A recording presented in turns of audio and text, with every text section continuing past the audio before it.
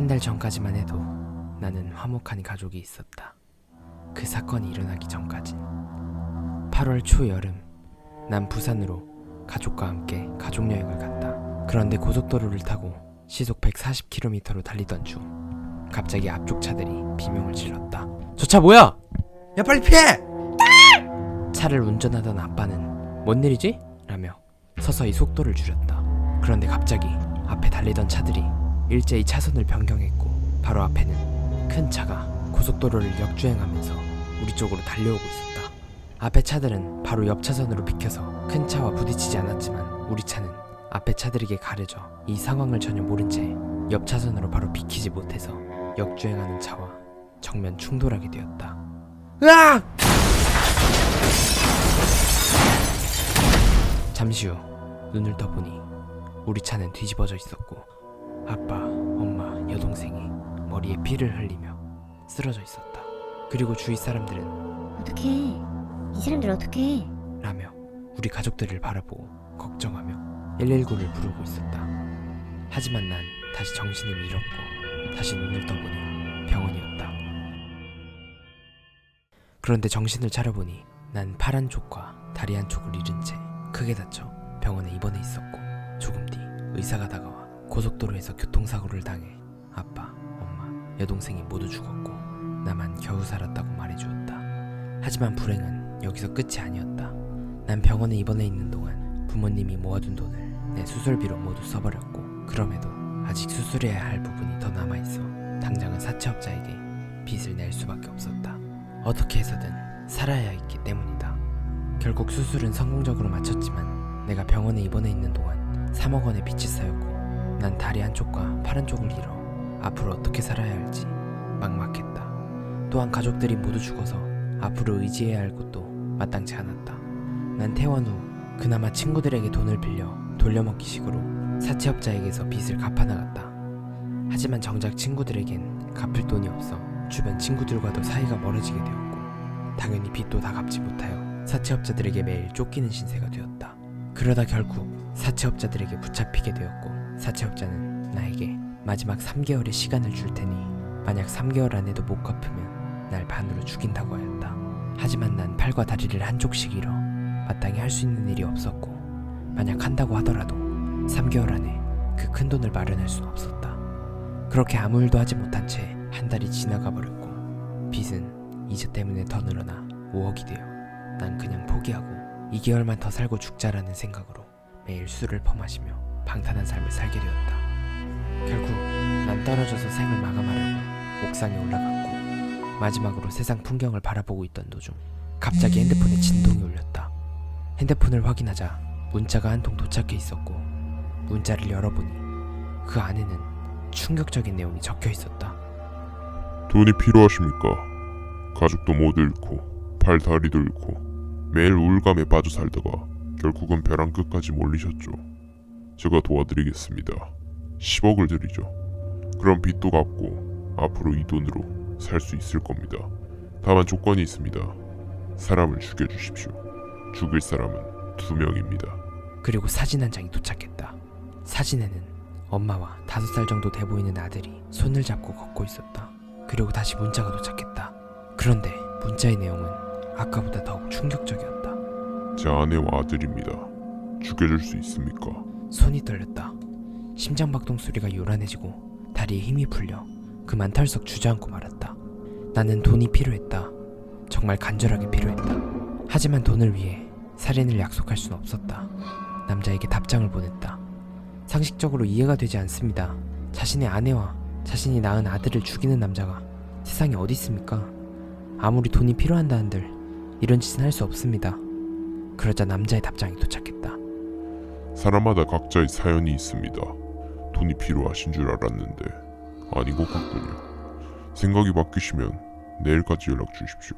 문자를 보고 난 옥상에서 내려왔고 곰곰이 생각이 잠겼다. 돈이 필요했지만 사람을 죽일 수는 없었다. 하지만 나는 돈이 필요했다. 빚만 5억이다. 돈이 없으면 내가 죽는다. 사람을 죽이지 않으면 내가 죽는 것과 마찬가지였다. 결국 난 고민에 휩싸여 잠을 이루지 못했고 그렇게 다음날이 되었다. 다음날 오후 1시 결국 난 답을 내렸다. 그리고 남자에게 연락했다. 여보세요. 하겠습니다. 허허. 잘 생각하셨습니다. 우선 돈부터 주시죠. 선입금 5억 먼저 드리겠습니다. 나머지 5억은 끝나고 드리죠. 알겠습니다. 이건 우리만의 비밀입니다. 만약 이 돈을 가지고 튀거나 다른 사람에게 정보를 누설할 시 그 다음 타겟은 당신이 될 겁니다. 명심하십시오. 알겠습니다. 언제 죽여야 되죠? 오늘입니다. 바로 실행하시죠. 오늘이요? 아직 준비해야 할 게 많은데. 준비할 게 뭐 있습니까? 칼만 있으면 됐지. 주소랑 집 비밀번호 보내드리겠습니다. 오늘 밤 12시 바로 실행하십시오. 알겠습니다.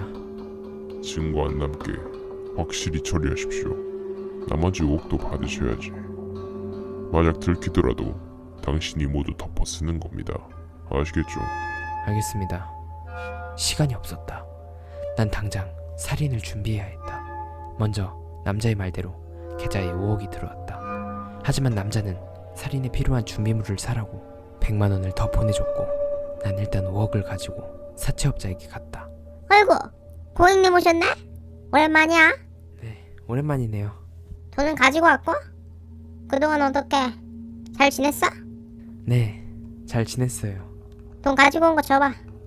대포 통장에 돈 넣어놨지? 네, 5억 넣어놨습니다.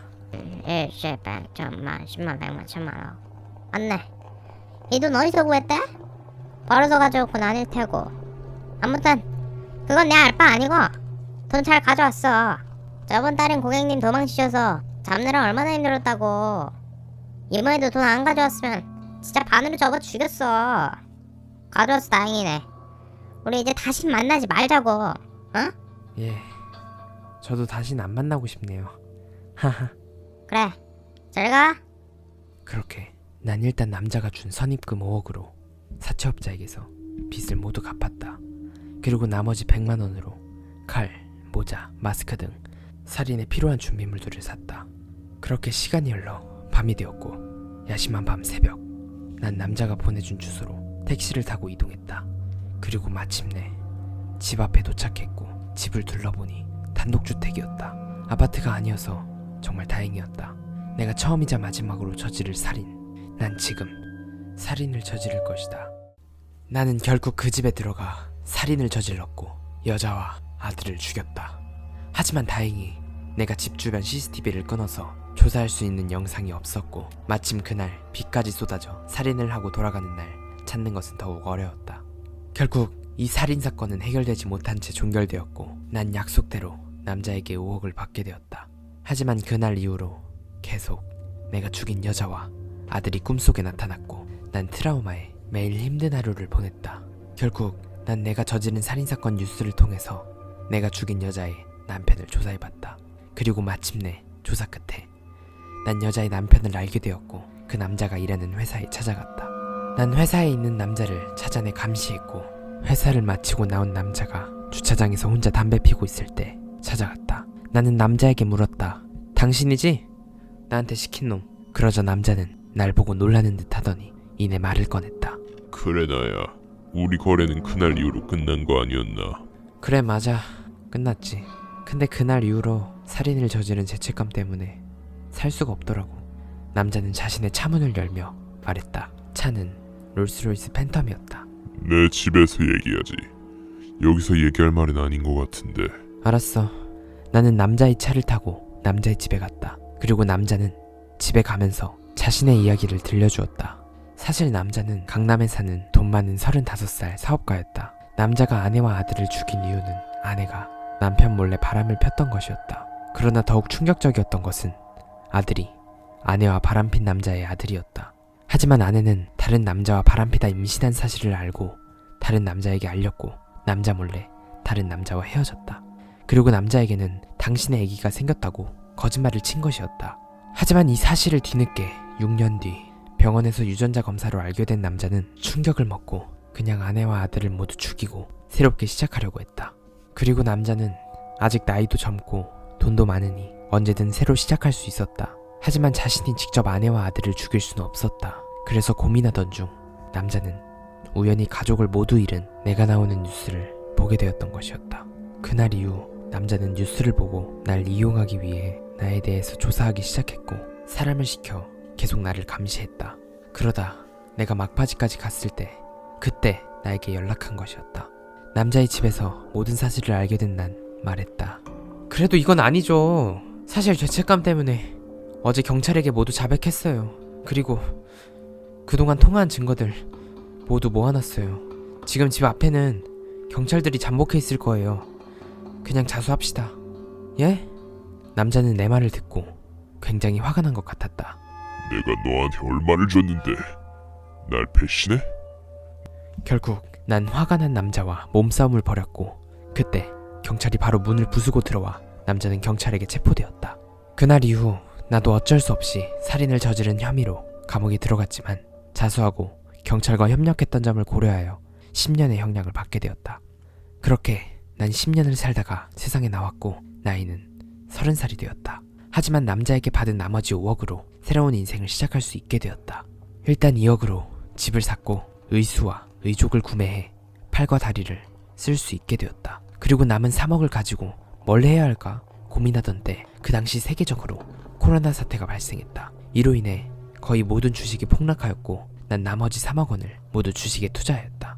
그렇게 코로나가 한창일 때 주식으로 돈을 불려 대박을 친 난 주식을 해 모은 돈으로 서울의 빌라 건물 하나를 매입했다. 이후 나의 사연은 TV에도 나왔고 난 많은 사람들이 부러워하고 동경하는 대상이 되었다. 물론 배 아파하는 사람들이 훨씬 더 많았을 것이다. 그런데 주식으로 성공해 건물주가 된 나의 집 앞에 어느 날 편지 한 통이 도착했다.